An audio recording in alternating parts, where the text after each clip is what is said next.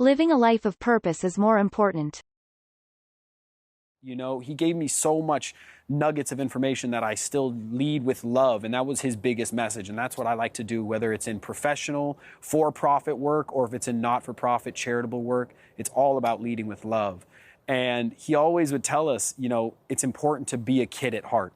And I really try to take that to heart. I feel like as we grow up, as we get busy with our everyday lives, it's easy to forget the inner child. And it's sad to think about that because we each have an inner child. And when you let that out, if you're doing a water balloon fight, if you're playing with Legos, if you're doing a puzzle, if you're playing board games, it rekindles that magic of your childhood. And it's those nuggets of information that stick near and dear to my heart that I feel like they push me to be a better person. And I couldn't be more proud or happier to be in the position that I am to continue such a monumental legacy.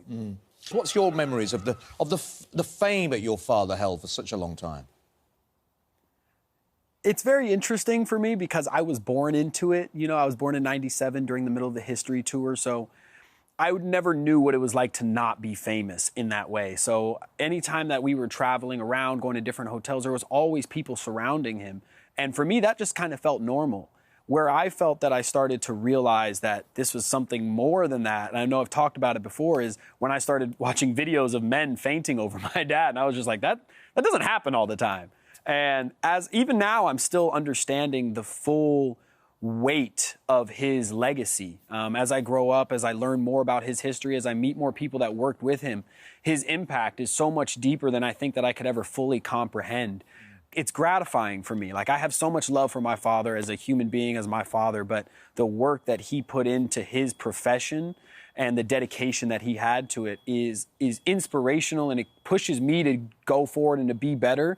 But I also like to just take a moment, sit back and be like, you know, my dad really was the greatest. He is the greatest. And that's worth celebrating, and that's why we're here celebrating the 40th anniversary of the greatest selling album of all time. We're here at Thriller's 40th anniversary. So this event is a fundraising event for the Heal Los Angeles Foundation and the Dee Jackson Foundation. Both of these foundations are run by myself and my family members, my cousins, TJ and Taj.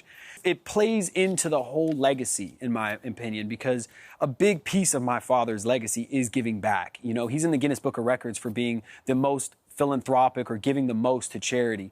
And as amazing as he was and is as an artist and as a performer, I feel like it's important to continue that message of love and positivity, because as you're talking about, we've seen fame in so many different ways, whether it's through TikTok or Instagram.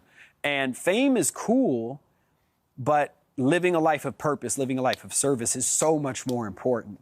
And to be in this position that we are, to celebrate the greatest selling album of all time while benefiting the children of Los Angeles and being able to provide such an amazing event, not only for the people who are coming on Friday and Saturday, but we're also bringing in 300 kids from our programs at Heal Los Angeles, from our programs at Dee Jackson Foundation, and from a few other lucky kids who are going to be joining us as well. Nugget. Be a kid at heart. Take that to heart. Rekindle. Stick near and dear to my heart. Monumental legacy. It's gratifying for me. Giving back.